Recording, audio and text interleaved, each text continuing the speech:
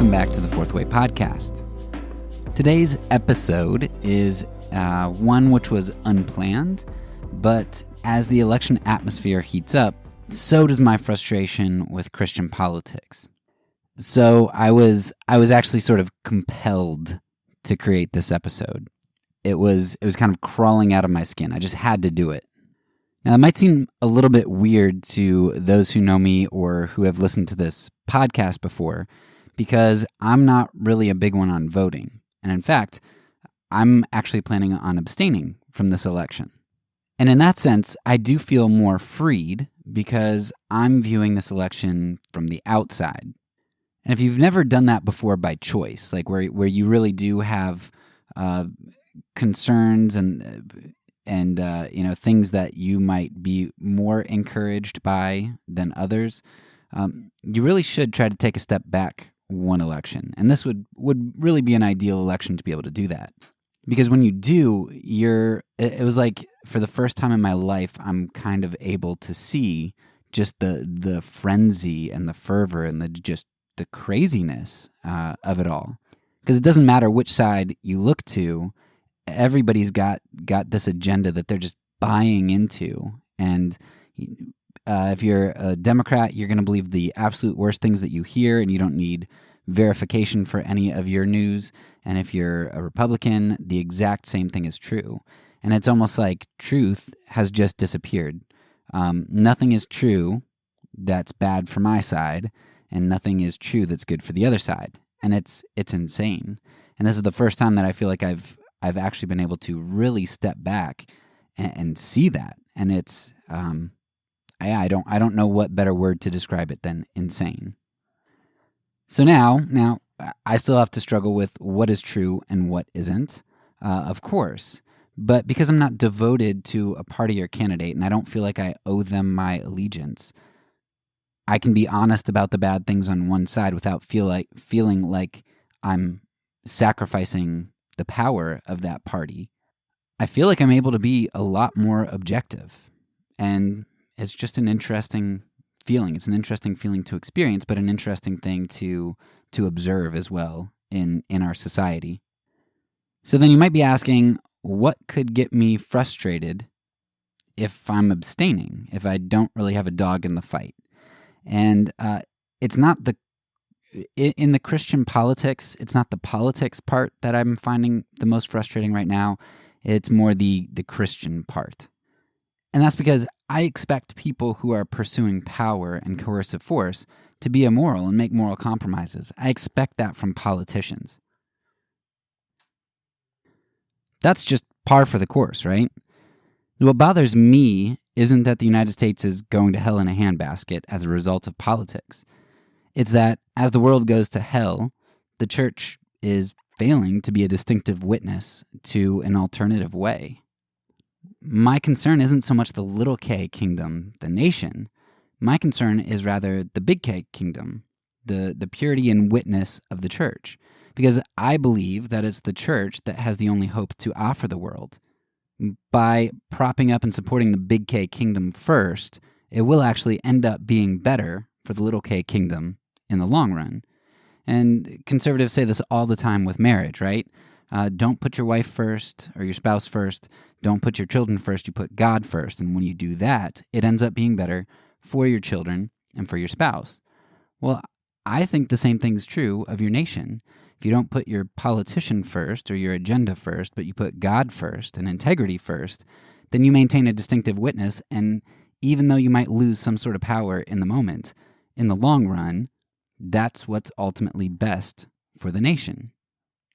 Unfortunately, the church in America, in my opinion, has started to view our role as compromise and complicity with evil in order to accomplish what we perceive to be God's ends, what we want God's ends to be or what we think his ends actually are. And this is highlighted nowhere better than in the echo chamber of politics. Now, since I'm in the conservative echo chamber, surrounded by conservative Christians, I want to do my duty and speak out against my own group's problems in this episode. I could certainly create an episode against the other side as well, but that's not what my heart and my group needs. We need to have a conversation with ourselves first. So let's start to have that conversation. Like I said, this episode was unplanned initially. I mean, yesterday I is when the idea came, and I had to do it. And it's because I came across two pieces of media in the last few days, which kind of spurred me on to do this.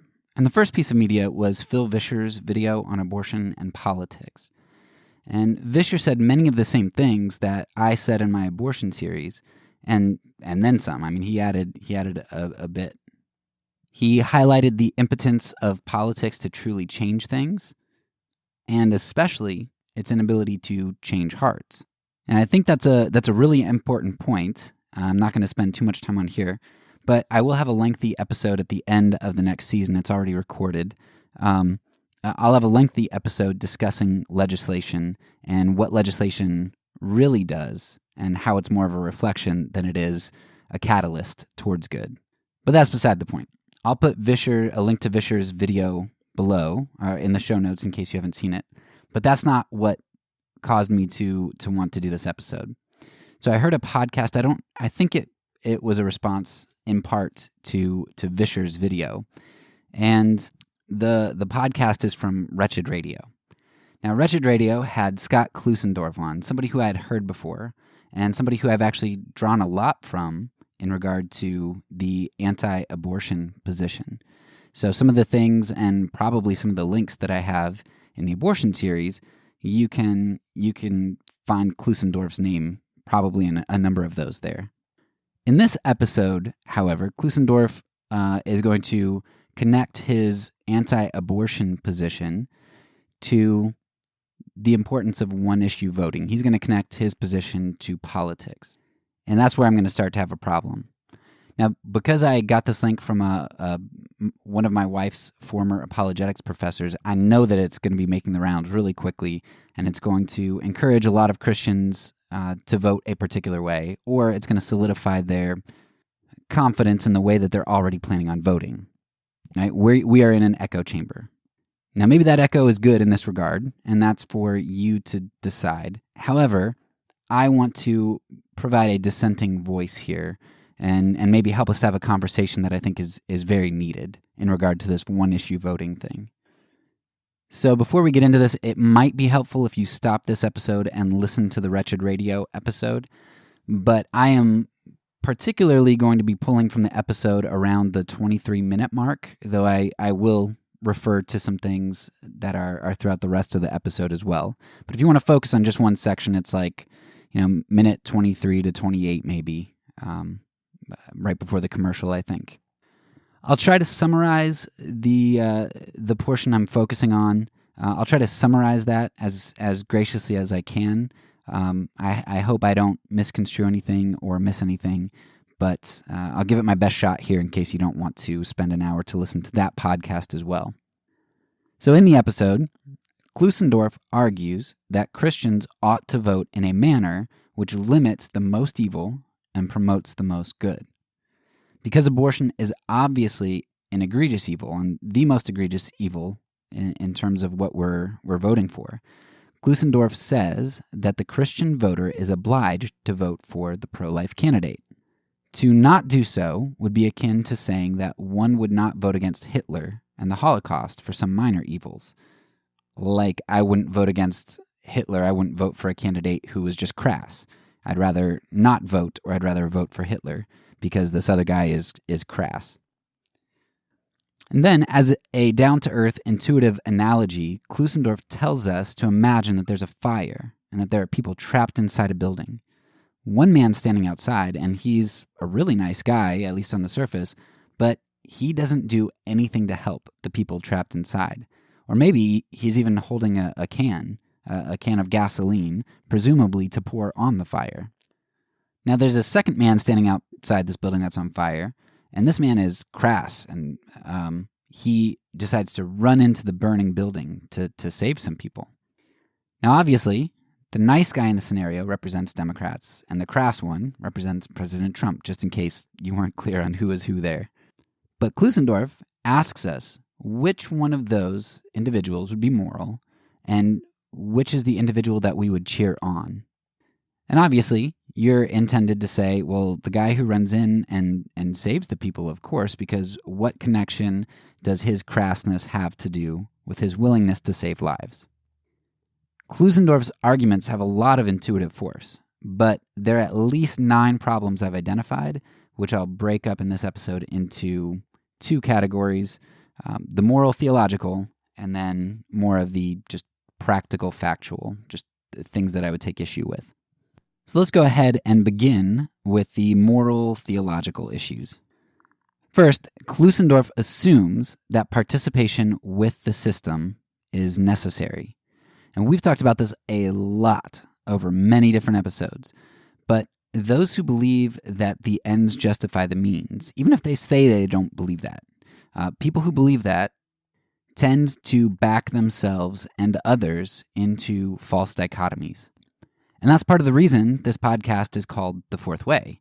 People are always assuming that if you aren't willing to do violence and fight, then you have to choose between being a coward and fleeing or fighting, right? Those are your only 2 choices, and there's only one of those choices that seems morally positive, right? You fight and you help, you do justice.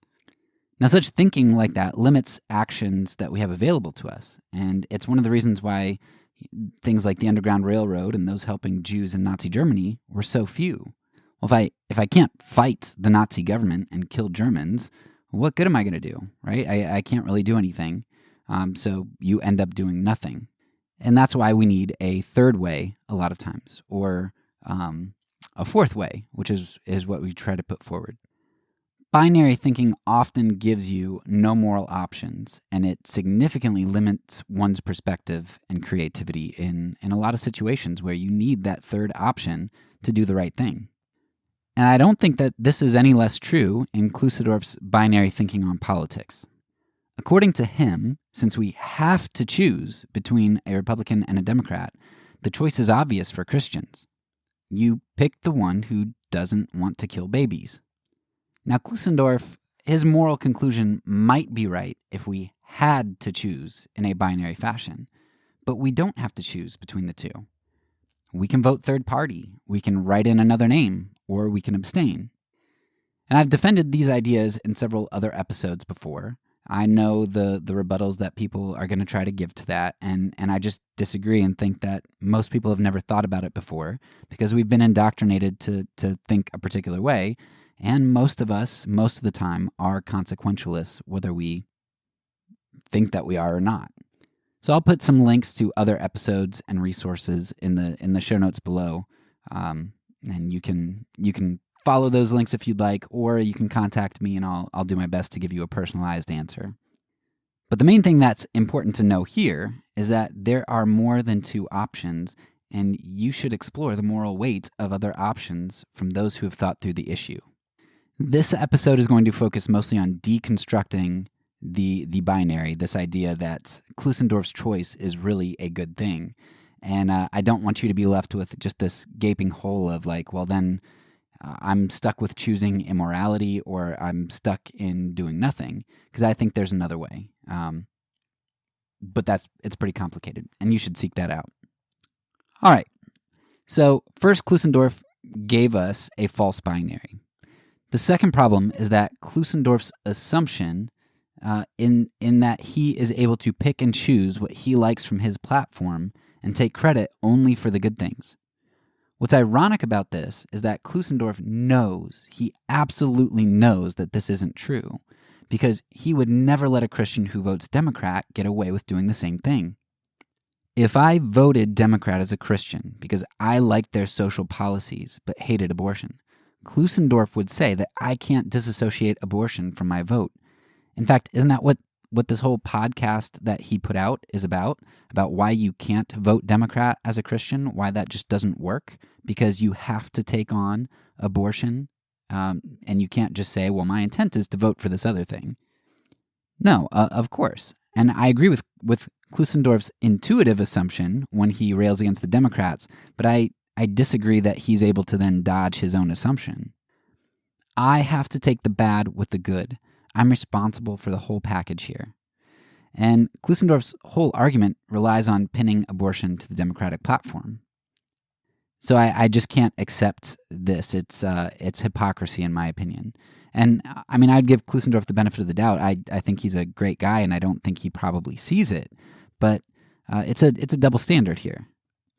Now, at one point, Klusendorf does sort of try to dodge this in the way that he phrases things, and it sounds really good on the surface. Klusendorf says something to the extent that, I don't like to say that I'm choosing between the lesser of two evils. I choose to lessen the evil. Something to that extent. Now, that's a euphemism that hides the fact that he has to accept his whole party's platform and the evils that they have. It's equivocation because he's able to use that language to get out of a particular situation of taking his whole party's package or his leader's package, while he doesn't allow the same thing for the other side. When you vote, you are placing your stamp of approval onto a platform. At least that's how it works in our country. Now, if you do vote for someone and that person changes positions or does something that you didn't know they were going to do, I wouldn't consider somebody morally culpable for that. And Klusendorf highlights that, and I think he's right about it. But when there's a platform that tells you exactly what their intentions are, or if there's a leader who represents himself or herself as evil in various ways, then you know to whom you are handing your power and representation and what you're handing it over for. The evil that comes from that's on you, whether you like it or not, and no matter what your intentions are. And I'll come back to this a little bit later in point number 5 when we talk about double effects a little bit. The third moral problem here is that Klusendorf assumes making abortion illegal is doing the most good. About 100 years ago, there was another group of Christians who thought that prohibiting something would do the greatest good, and they were dead wrong. Now, I can't say whether or not making abortion illegal would end up being the most morally pragmatic thing to do. Maybe it would be good. Maybe we could reduce abortion significantly. I don't know. But it might also be that voting for a platform like the current Republican one, and a person as morally compromised as a lot of people see President Trump as being, including a lot of Christians like myself, it might be that compromising in such a way would finally topple our already crumbling distinctive witness as the church to the world. And I would see a society that persecutes Christians not because they're distinctive threats, but because they're overbearing hypocrites. I would see those as being two different types of societies. And that's how our society views Christians at the moment. We tout a particular type of morality and particular ethics, which we ourselves then don't adhere to. When Christians were persecuted in Rome, it was because they didn't buy into the state. They undermined their gods and rulers, and they threw off their purple robes and threw down their swords. At our moment in history, we're pretty much doing the opposite. We're vying for power and attempting to wrest that out of the hands of leaders while not sticking to our moral distinctiveness. We might be salt and light, but we're salt without savor, and we are light that is hidden under a bushel. And I've seen this firsthand because since the last election, a lot of my atheist friends and acquaintances have lost their respect for Christians, what respect they had left for them, because they saw a Christian willingness to compromise with evil.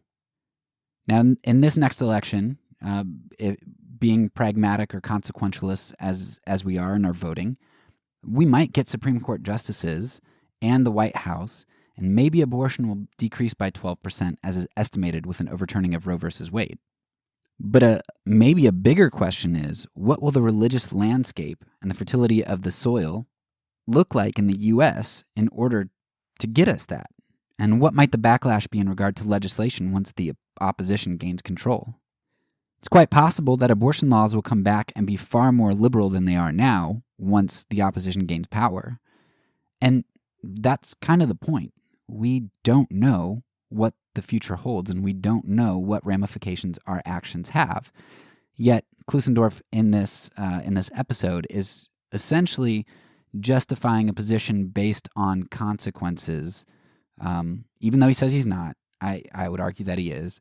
And we just don't know the consequences. Klusendorf thinks he knows what the greatest good is, but for him, the greatest good seems to be what he perceives to be the greatest immediate good. Now, if consequentialism were a valid means of justifying evil, which I don't think it is, that's why I have a whole season dedicated to that. But if consequentialism were a valid means of justifying evil, Klusendorf fails to assess the long-term landscape and the long-term goods he's sacrificing for potential, small, immediate gain. So even on Klusendorf's own standard of lessening evil and doing the greatest good, he might have convinced us that we could do the best short-term good for abortion by voting pragmatically, but he has not at all convinced me that that will do the best long-term good. In fact, I think it might do a lot of long-term damage. And my hypothetical's just as valid as his hypothetical because we're not omniscient. But there is somebody who is omniscient, and that, of course, is God. And God tells us that the greatest good is moral integrity and a refusal to compromise. It's not a defining of our own good and compromising his holy means for what we perceive to be his ends. Faithfulness, even in the face of seeming defeat and seeming ineffectiveness, that's what God calls us to. And it's because we're not omniscient, in part because we're not omniscient, that we don't try to control the future. We don't define good and evil for ourselves. We remain faithful even in the face of seeming defeat. And the Bible that's largely what the Bible is about when you go and read stories about how God works in the world. All right, on to point 4. But before we do, let's do a quick recap up to this point. So first, Klusendorf gave us a false binary from which to choose. Right? We have to choose Republican or Democrat.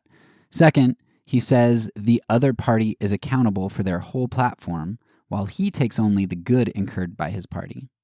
And third, Klusendorf seems to think that the greatest good is what he perceives as the most immediate achievable good, and refuses to take long-term good into account, as well as the option that sacrificing achievement for integrity is the greatest good.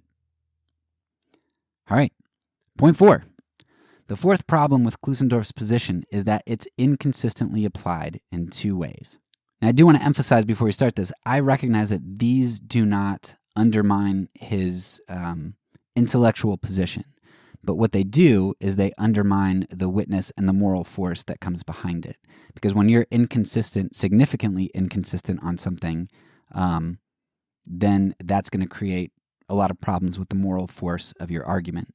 And since the moral force put forward here by Klusendorf and other conservative Christians is very extreme, right? Because we're talking about killing hundreds of thousands of babies, because they're very indignant about them and their level of indignation is high, that means that for them to be credible, because they think this is such a bad thing, they should be pretty immaculate on this issue themselves. And what we find is that intellectually, they seem to be pretty far away from that, in my opinion. So let's look at 2 ways that their moral force is undermined. The first way touches on pacifism, and again, we talk about this, I think, episode 7 of season 1, and definitely talk about some of this stuff in the Consequentialism series. But most conservative Christians are pro-war. We especially love the Revolutionary War because that's what got us our freedom.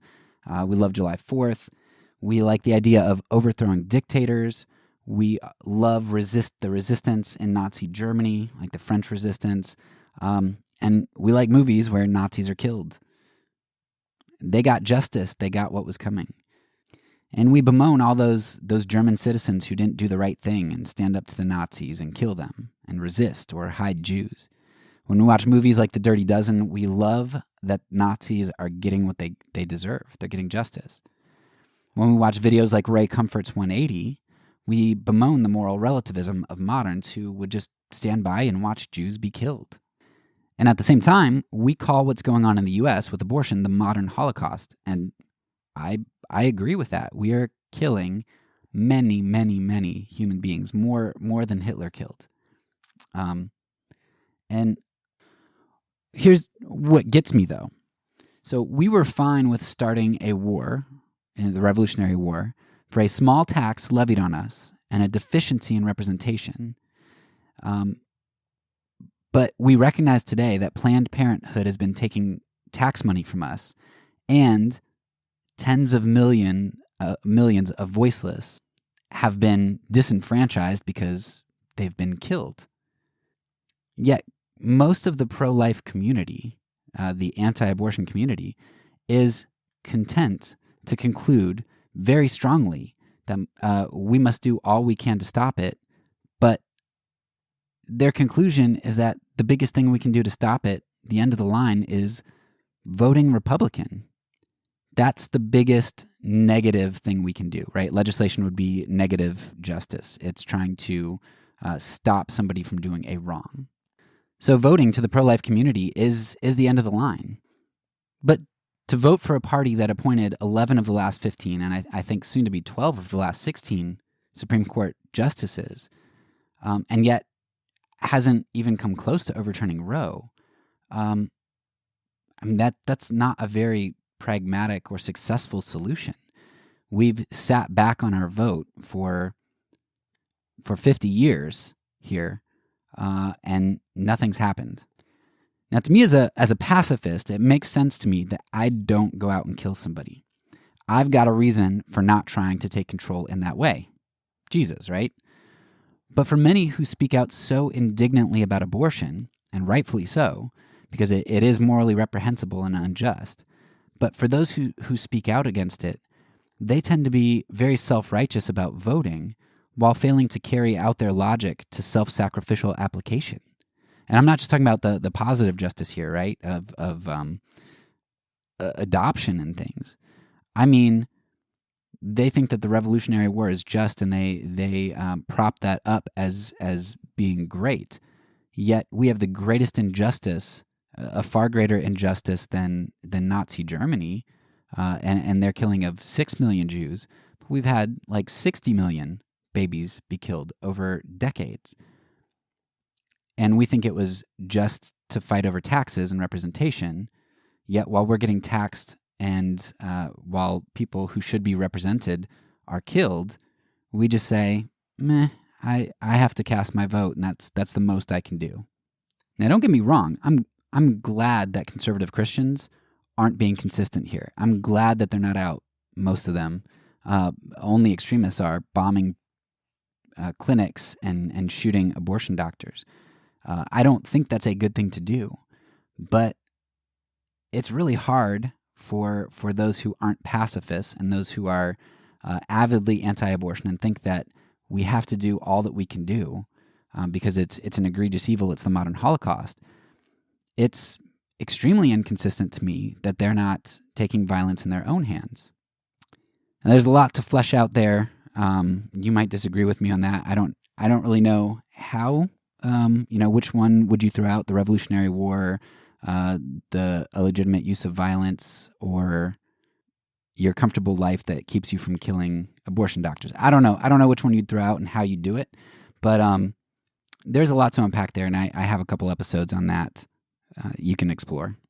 The second inconsistency that I see, though, in the pro-life community, and I could not find Klusendorf's position on this, but by and large, conservative evangelicals use forms of birth control which have, if not as a primary method, secondary methods of abortion, often, which is often the thinning of the uterine lining.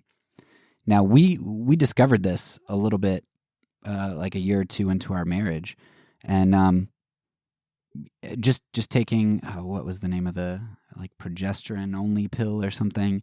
So taking something that seems harmless. It's not like the day after pill. It's nothing like that. But most forms of birth control of pill in pill form are going to have as a primary or as a secondary means abortion. They at least as a secondary means, you're not preventing conception. You're preventing implantation, and that's abortion. And most conservative evangelicals that we know, and I don't have stats on this, so I can't say. Somebody might be able to correct me on this, but if it's not the vast majority, there are a lot of conservative evangelicals that are very anti-abortion, but are very pro-birth control pill, without caring that it's really abortive. And on top of this, there are many conservative evangelicals who are okay with allowing abortion for rape, ectopic pregnancies, as well as some other circumstances. Now, I know that's contentious, and we do have several episodes on ectopic pregnancies, and I do know that that's a difficult topic, and I don't want to be judgmental about that because we know people who've gone through that, and it's a difficult choice, and we thought that we might be faced with that choice at one point. And it is difficult. I understand that. But we're not talking about what's easy or difficult here. We're talking about intellectually, morally, theologically, how are we going to be consistent? Let's just suffice it to say that we are okay with killing kids in circumstances we deem necessary and outside of our control, outside of things that our wealth and good family structures can prevent us from having to face. Yet we find it abhorrent when others kill in circumstances that we think they could have prevented. And again, I'm not going to be able to defend why I think these situations are wrong to kill in. But in the next point, we will touch on double effects, and you could kind of pull out my rationale for why things like ectopic pregnancies are problematic for Christians. And you can also visit some of the other episodes. Again, I will post below. So I don't know Klusendorf's specific stance on all of this, but I'm pretty sure he's pro-abortion in ectopic pregnancies, and I'm pretty sure he's pro-Revolutionary War, but he might not be. But I do know where most conservative Christians are going to wind up on this. So the righteous indignation against abortion seems a bit much in light of the inconsistency of our willingness to commit abortions out of convenience or to not do all that we can do to stop abortions. Again, this doesn't disprove Klusendorf's stance in his podcast, but I think it significantly weakens his moral force as well as the moral force of the one-issue voting argument. All right, for the last theological/moral issue, I am going to double dip here. With an issue that I'm going to actually use as the first point in the next section after this breakup. So my fifth issue is that Klusendorf fails to recognize that the president's crassness, as he calls it, isn't a double effect. So we've talked a lot about Aquinas' idea of double effect on this podcast, and it seems like people just love to over-apply and therefore misapply double effects. And to refresh, let me give you two scenarios, one which is a double effect and the other which is not. So here's a legitimate double effect. A pregnant woman has cancer and decides to take chemo, which might kill her child, or even almost certainly kill her child. The child does end up dying. This is a double effect. She took the chemo. Chemo is not inherently a problem. She took it to kill the cancer as a side effect. Right? It has the double effect of killing the cancer as well as killing the child. Now, here's an example of something that is not a double effect, and we can find this in 2 Kings. It's a horrible story, but there are two families in a besieged city, and they're starving. The one mother agrees to kill her child and share the meat between the two families so that their families don't starve, and then the other mother is going to kill her child the next day to feed their families. They're going to share then too. Now, the one mother goes to the king and she says, hey, look, I killed my kid, I did my part, and we ate him, but now the other mother's hiding her kid. Now, some people would try to argue that this is a double effect, right? So a mother, to save lives, right? We can all agree that saving the lives of two families, I mean, I don't know how big the families were, but saving the lives of two families is a great good. But the means used to do that is murder. The means were evil, right? In the chemo example, the chemo is not evil. Trying to kill the cancer is not evil. Intent is not to kill the child, but as a side effect, that does happen. In this, the death of the child, the killing of the child, is a means to accomplish the ends, and that is not a double effect. But what consequentialists have started to do, or who knows how long they've been doing it, but they want to apply a double effect to anything that they like that has a good outcome, which they find desirable, but requires some shady or evil means. And so they're like a double effect, right? But that's not a double effect just because the end result is good. Stopping abortions, great. It would be awesome if abortion doesn't happen. But to use an evil means to accomplish that, not good, doesn't justify it. So in the podcast, Klusendorf implicitly, he implies that a leader's character is not connected to what we're voting for. And you've probably heard this before, I'm not electing a pastor-in-chief, I'm electing a commander-in-chief. You add people, many people in conservative circles, at least the ones that I run in, you have people like the president's spiritual advisor, Jeffress. I don't know if he's still the advisor, but great. I shouldn't say great. He's a prominent evangelical leader, and he went so far as to say that he would not want somebody, he would not vote for somebody who was like Jesus, because Jesus' methodology wouldn't work very well in the world. He literally said that. I'll give you an article below, and you can go and read the exact quote. But that is insane. Jeffress acknowledges what a lot of conservative evangelicals who vote for Trump think, which is that we don't want a nice guy, and I think Falwell said this, but we don't want a nice guy, we want a fighter, right? We want somebody who's gonna do things that maybe aren't the best, but get us what we want. That kind of thinking goes against what the church thought less than 2 decades ago, and I'll use here as representative of the evangelicals, the Southern Baptist Convention, after Bill Clinton's affair, and again, I'll put a link in the show notes, but they had a lot of resolutions that talked about the importance of political leaders adhering to moral codes. Like they wanted moral leaders. But even beyond what the church says, who cares what the church is saying if it's not what the Bible says? Just go and read a book like Proverbs on positive expectations for leaders. And also look at some of the things that are condemned in other leaders. And I know that people are going to try to say, well, that was for Israel, as if morality isn't always objective. But go and look at how God condemned some of the other nations too, and for the things that they condemned them. Pride is one that comes up quite a lot.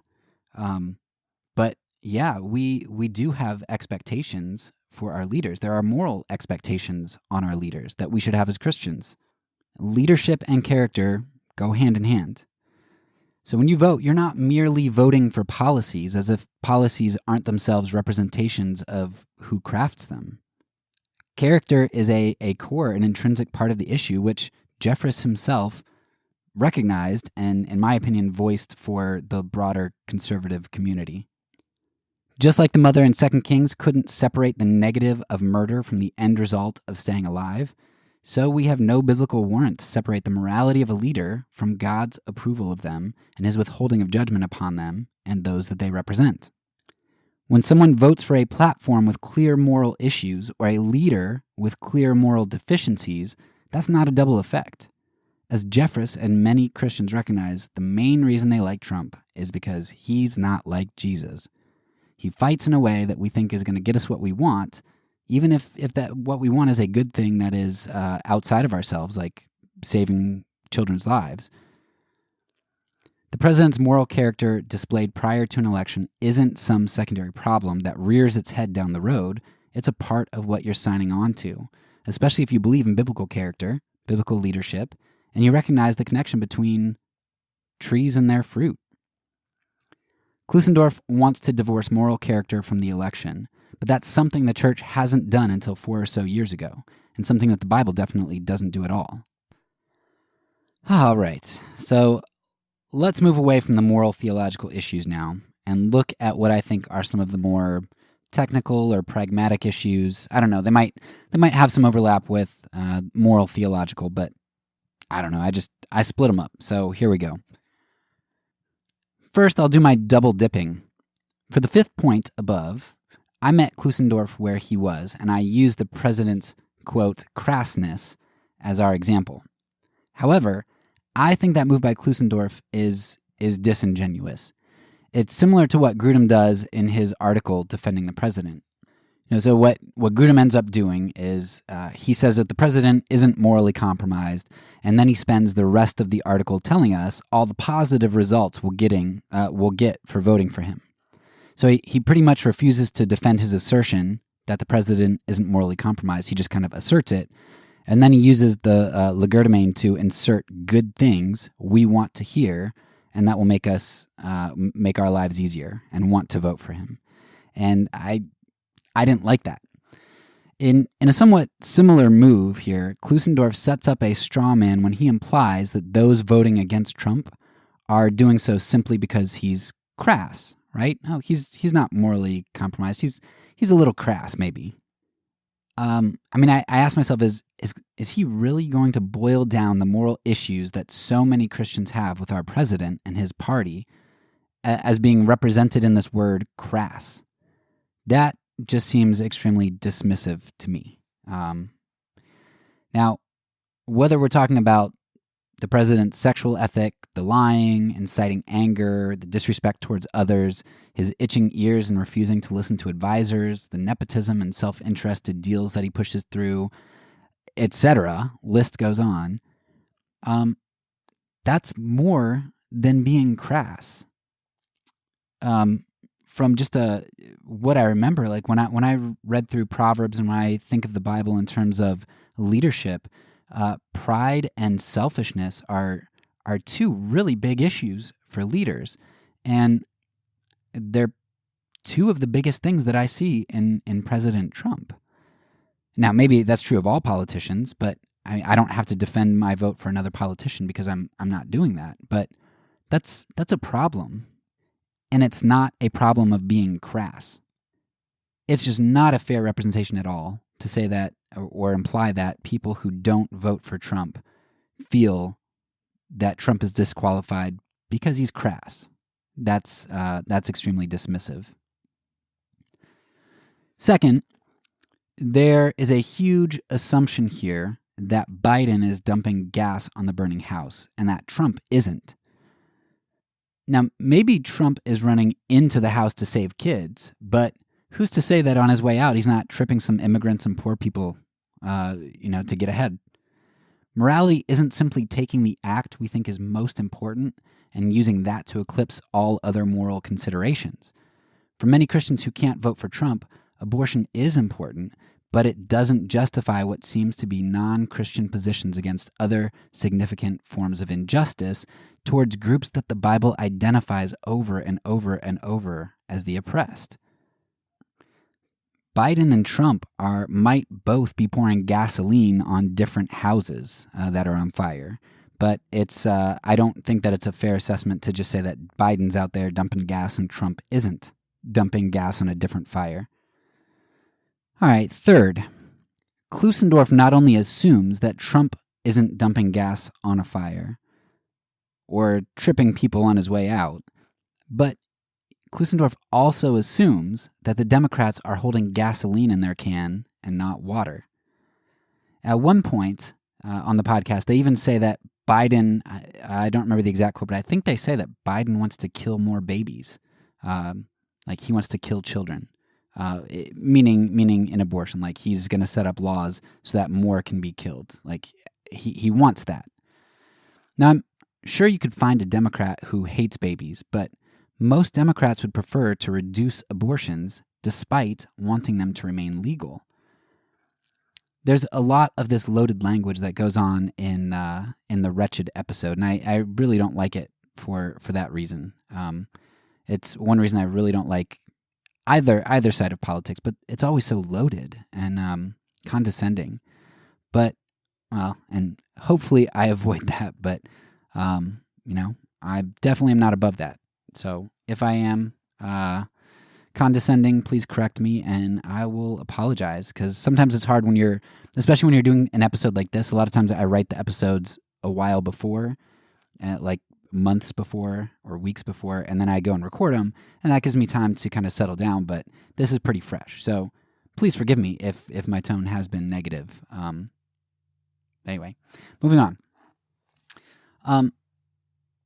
So if you go to Vischer's video, if you're familiar with that, his video identifies that abortion has been steadily going down for decades, regardless of who is in office. Now, it goes down for different groups disproportionately, and I did an episode on that, but it goes down overall, regardless of who's in office. And we could posit many different explanations for why this is the case, but we have a good idea that better healthcare and better education contribute to it. Pulling people out of poverty contributes to this. It's interesting that Klusendorf and others desire so badly to have Roe versus Wade overturned when experts estimate that this would only stop about 12% of abortions, I believe the number is. Pro-lifers say, what do you mean only 12%? That's hundreds of thousands of babies over the course of a decade. Right, I agree with that. Hundreds of thousands of babies saved. Awesome. Yet when some want to vote Democrat, arguing that Democratic policies, which provide better health care and education and assistance to poverty, will bring the numbers down, conservatives scoff at this and say, well, that's not good enough just to bring the numbers down. We want to overturn Roe versus Wade. Yet what conservatives are most conservatives, there are some abolitionists who won't stop at anything but pure abolition, but what most conservatives are ultimately fighting for is further out of reach than fixing education and healthcare, and it itself doesn't abolish abortion. Very few Christians are fighting for the abolition of abortion altogether, as many either want it legal in some cases like rape, incest, fetal deformities, most birth control, which is abortive in nature, or ectopic pregnancies, or medical emergencies. And they're willing to compromise to do what they feel they need to do to reduce abortion numbers. So it's a double standard, really, because most Democrats are seeking to do the same thing. Let's say that abortion is the fire in Klusendorf's analogy. There are many on both sides who want to implement policies which help women not to get into those situations. You might say it's similar to alcohol. Prohibition didn't work, and we recognize that alcohol is a serious problem still today in terms of the lives that it kills or ruins. Neither side wants death or destruction from drunk driving. We don't say that just because Republicans aren't looking to repeal alcohol or make it harder to get, that they therefore want to increase drunk driving deaths. No, that's absurd. They do the best that they can to limit what they recognize as something that's not great for society. I know that the analogy isn't perfect, and I might be able to come up with a better one on not so short of notice, but I think it works if you kind of take the heart of the issue there. Republicans aren't pro killing people in drunk driving just because they don't abolish alcohol. And Democrats, with some of the policies that they put forward, with education or poverty or healthcare, now you might disagree that those things work. You might say, well, those don't work to do what they say they're going to do. Well, that's fine. Great. We can have a discussion on whether or not their legislation works. But they think that it works, and so their intent is not to kill babies, but to diminish the killing of babies. In just the same way that most Republicans are not really seeking full abolition of abortion and still want it in their birth control pills or in other cases like rape and incest. So I would take it that there's a fire and both sides are trying to stifle it a little bit, but I don't think any side is trying to dump gasoline on it. Finally, Klusendorf and the pro-life community forget that their enlightenment was a process, and their conversion to a pro-life position and advocacy was tainted by other factors. So the pro-life position is clearly an early church position. You can find very early writings talking about infanticide and even abortion, which I didn't know until a couple years ago. I thought they'd only talk about like exposing infants. I didn't realize that they had procedures and medicines that were abortive. I mean, it shouldn't have surprised me, but yeah, the early church does talk about that.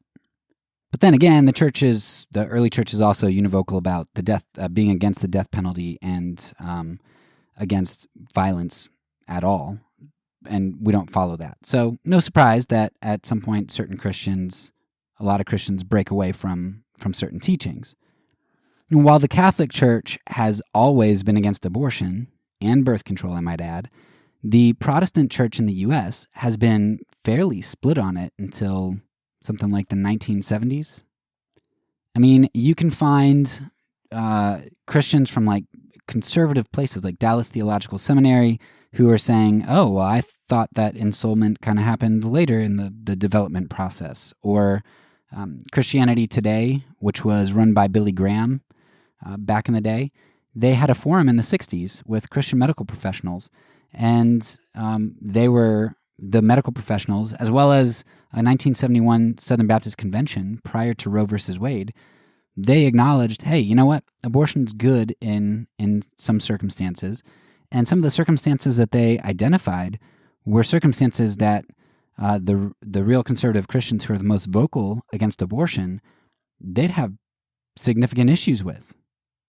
So it's not like we today are carrying this torch against abortion that Christians have always had, and that all of a sudden we started aborting kids in the 1970s after Roe versus Wade, which Vischer's video kind of points out. But for evangelical Protestants, it's been a journey that we've only recently arrived at. And even more recently, an issue that we've only really become very vocal and political about. And if you know any more about our history, now you could argue this part, but it seems like abortion was an issue that was co-opted by a Republican Party that began to use Wallace's racist platform. I mean, you can look at their speeches. They use basically the same speech. Wallace said, "Hey, you basically just copied my speech."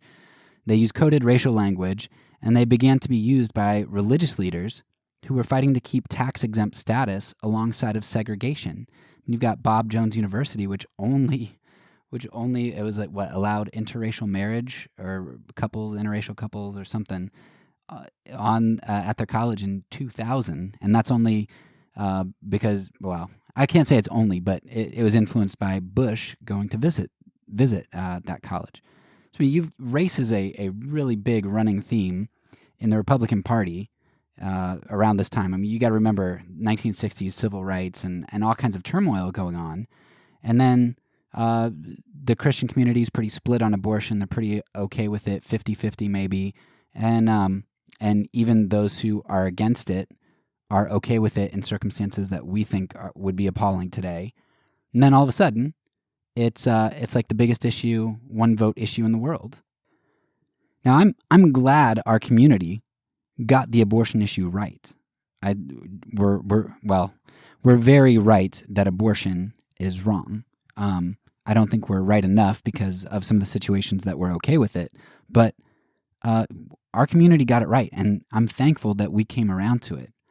But the point is that it took us a really long time to get it right, and it took us a long time to make it an important issue.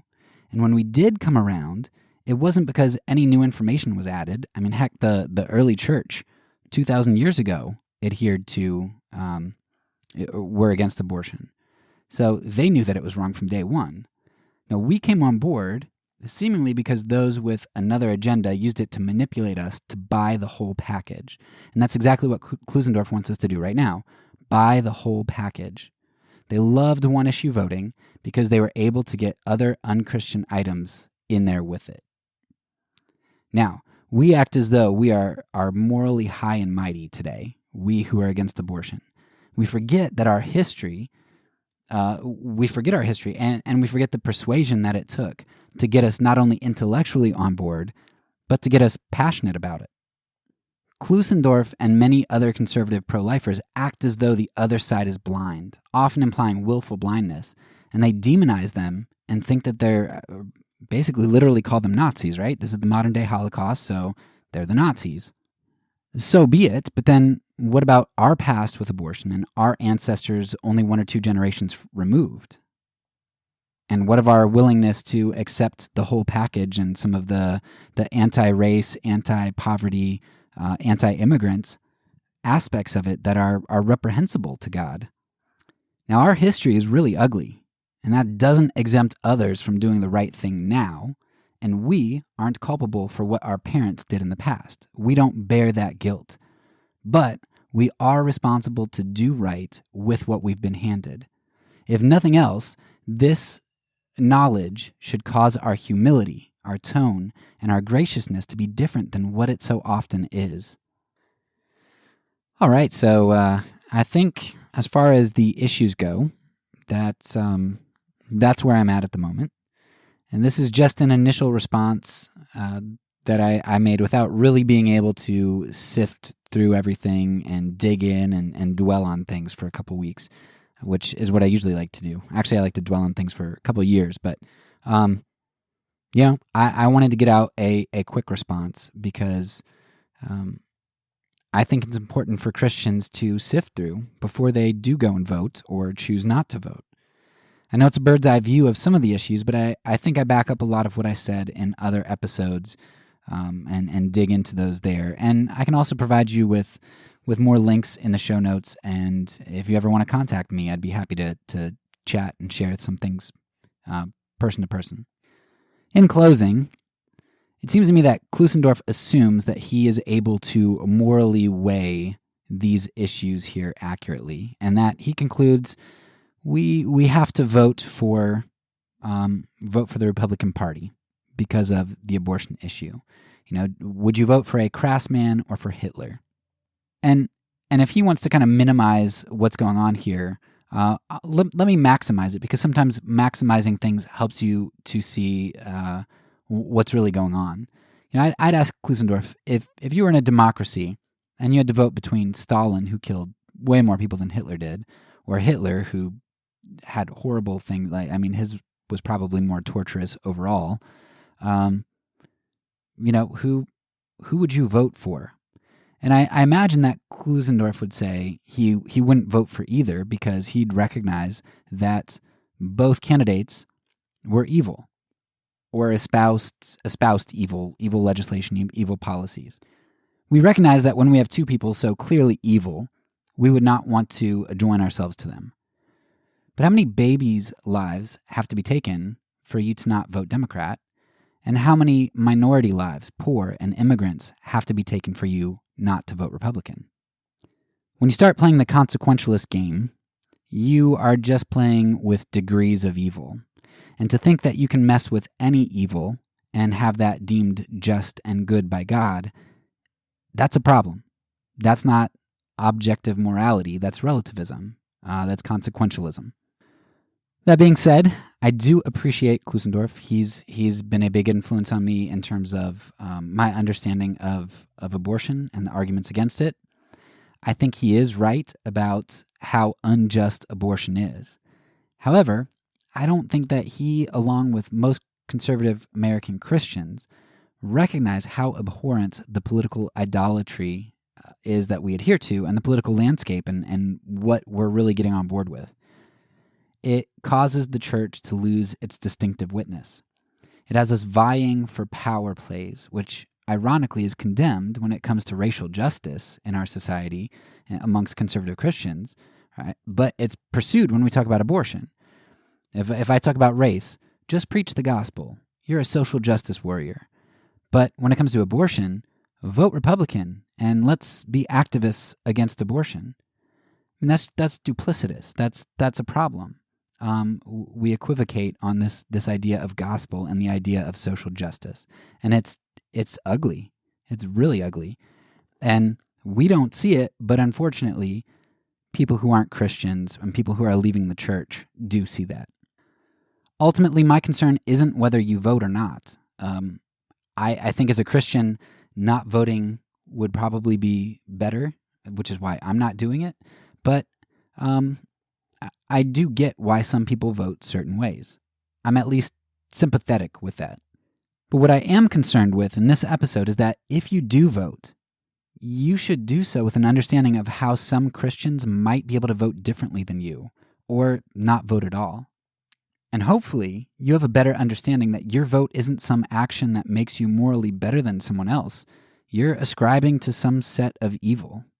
You can't do what Klusendorf did and call out the other side on taking the whole package while you yourself only take the good.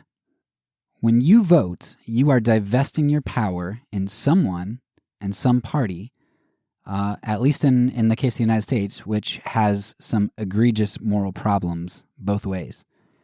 If you vote, any vote should be done with sorrow, not fanfare and joy like most people are doing. Hey, my guy, get my guy in.